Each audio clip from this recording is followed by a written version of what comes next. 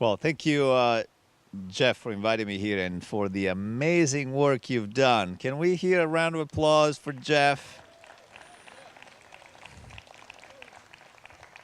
You know, I've been involved with Slow Money for now 4 years, almost full time, I must say. And the Northern California chapter, which is pretty large now, took about a year and a half to do the first loan. And when I heard that in the first year, this group funded 7 enterprises and raised $250,000 for them, I said, "Are you sure you want me to talk to you guys? We should probably have you come up and teach us a thing or two." Anyhow, I'm so glad to be here because I can actually feel the social capital that you are all building together. And that is so essential because we are in a big transition. I don't know if you noticed, but things are not quite working beautifully out there. In fact, I see myself engaged in something that Joanna Macy calls the Great Turning. The Great Turning is the shift in society and all its institutions that are required to bring about an environmentally sustainable, socially just, and spiritually fulfilling human presence on this planet. We're not there yet, as you might have noticed. And the work is big in front of us, but it starts in places like this. And when we're talking about shifting the financial system, slow money is one of the alternatives. And I just want to read a short passage from this book that really inspired me to get active with slow money, which is Inquiries into the Nature of Slow Money, Investing as if Farm, Food, and Fertility Mattered. What a novel idea. And then I'm going to tell you a little bit about my story of how I went from traditional finance to slow money. But here is the passage. It's about a minute and a half. You wouldn't use a 747 to go to the corner store for a quart of milk. You wouldn't use a backhoe to plant a garlic bulb. You wouldn't use a factory to raise a pig. You wouldn't spray poison on your food. You wouldn't trade fresh food from family farms down the road for irradiated or contaminated or chemically laden or weeks-old food from industrial farms halfway around the world.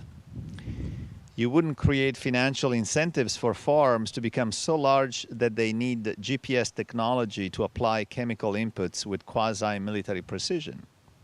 You wouldn't design a system that gets only 9 cents of every dollar to the farmer. You wouldn't allow topsoil to wash down the Mississippi River, replete with pesticides and fertilizers residue, creating a dead zone the size of Rhode Island in the Gulf of Mexico. You wouldn't use 57 calories of petro energy to produce 1 calorie of food energy. No one ever sat down and designed such a system, yet it is precisely such a technology-heavy, extractive, intermediation-laden food system that we now need to remediate and reform. This is the system that has evolved in the wake of global capital markets and the investors who use them, much as industrial farmers use their land, as a medium into which to pour capital in order to harvest maximum yield.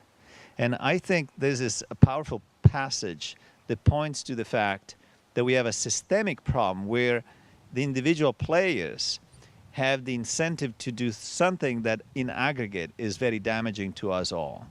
And I realized that when I was working in finance. I worked in finance for a long time, overall 20 years. In the last 6, I was managing investment portfolios for mostly foundations and endowments. And this was a very well-respected, well-managed, and actually ethically run investment management firm. It was a boutique firm, it's a private partnership. We were actually putting the interest of our clients ahead of profit maximization for the partners. And the founder is a big environmentalist, by the way. And yet, we were managing about $20 billion in emerging markets fund in equities, And at a certain point, I got curious about the best performing stock in the portfolio. It was a Malaysian palm oil company that had taken down tens of thousands of acres of regional rainforest and replaced that with palm oil, a monoculture. And they even part of the profit was derived by the carbon credits that they obtain for planting trees. And I remember talking to the CEO, actually the chief investment officer of this environmental foundation, which shall remain unnamed, for whom we were managing this portfolio. And I said, are you not concerned that the money of your foundation is invested in a company that just destroyed the habitat for the type of wildlife that you are trying to preserve? A little bit of an awkward moment right there. And then he said, well, it's my job is really to preserve the assets of the foundation in perpetuity. And I thought, not a luxury afforded to the rainforest, 1,000-year-old rainforest. And then he said, and I need to generate some return to, he didn't say maximum return to his credit, but some return to cover the operations of the foundation and its programs. And at that point, I realized I had some suspicion about what my invested money was doing out there, but I never expected that my donations to an environmental foundation would be destroying the rainforest. And so I realized if an institution whose funds were set aside to do good could not pay attention to how those funds were invested and what they were actually doing in the world, I could not be part of that system. So I walked away from it in 2009. By the way, not a good time to leave a high-paid job, but I had to do it. I said, I can't be part of this. And so then that's how I started studying, the large systems, the financial system, the economic system, money and banking. That's what I'm teaching now to communities of activists and engaged citizens. Let's understand how the systems work and why they provide the incentives they do so that rational individual decisions, even by ethical people, result in global damage to our own biosphere, right? I mean, it's a big project we're involved in. And so I want to congratulate you for starting the pioneering work of building the alternative system. And in terms of finance, slow money is one of the alternatives. And the idea is that we've learned how important it is to pay attention to what type of food we eat, right? So now we know, yes, I can have cheaper food, but that could be containing genetically modified organisms, could be irradiated, it could be contaminated, it could be stale, coming who knows from where, and who knows what the workers were paid, and how come that the cheap is so, the food is so cheap. So we know better, right? We know to buy local, buy organic, and yes, we'll pay a little bit more. Why? Because that's honest food and honest prices, as opposed to prices that are dishonest, that don't factor in the cost that somebody else have to pay, whether that is the health cost of the workers that have to deal with all the poisons, or whether it's the environmental cost. So we know that.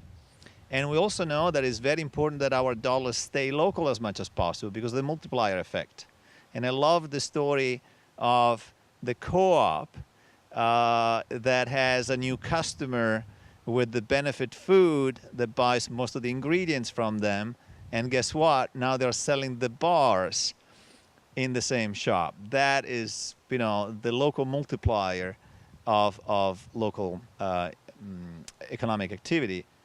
We also need to start paying attention in the same way as we say, what type of food we eat, where do we buy, what is our money doing out there in the world? And I remember I was on a radio program with Tasch, and we talked about slow money, and at the end somebody called in and said, Yes, this is all goobly goop, all good and sounds fine, but at the end of the day, I need to retire and I need to have enough money to retire. And that is true. We need to have enough money to retire. We also need to pay attention to what type of world we're going to retire into. And guess what? The two things are not separate. The type of world we're retiring into is the one we are creating with our investments. Because the investments of today create the world we will be living in tomorrow. And the fact that now conventional food is so cheap and the good food that doesn't get us sick is so expensive is the result of all the investments we made in the past in McDonald's, in DuPont, in Monsanto. And yes, they return quite nicely. They added to our portfolio return in the last 30 years. But guess what? Now, to get decent food that does not make us sick, we have to pay much more for it. So we have to pay attention to both. And when we're saying, yes, the investments we make might be a little bit more risky than, a portfolio of diversified stocks in China or whatever is around the world, it's true. There is more risk associated. It's a little bit more involving in terms of our time, understanding the business, being supportive of the entrepreneur. But it's also true that this is building the world we want to live in. And so we have to pay attention to that as well. And so I really congratulate you in starting down this path. We have to do this great turning together. And it's going to be hard. There are some, system issues and the players that currently benefit from the way things are that are going to resist this change. And yet it starts in community like this. So I am quite excited to be here. And I don't know, I don't have any advisory to give you after seeing how well you guys are doing compared to how we were doing.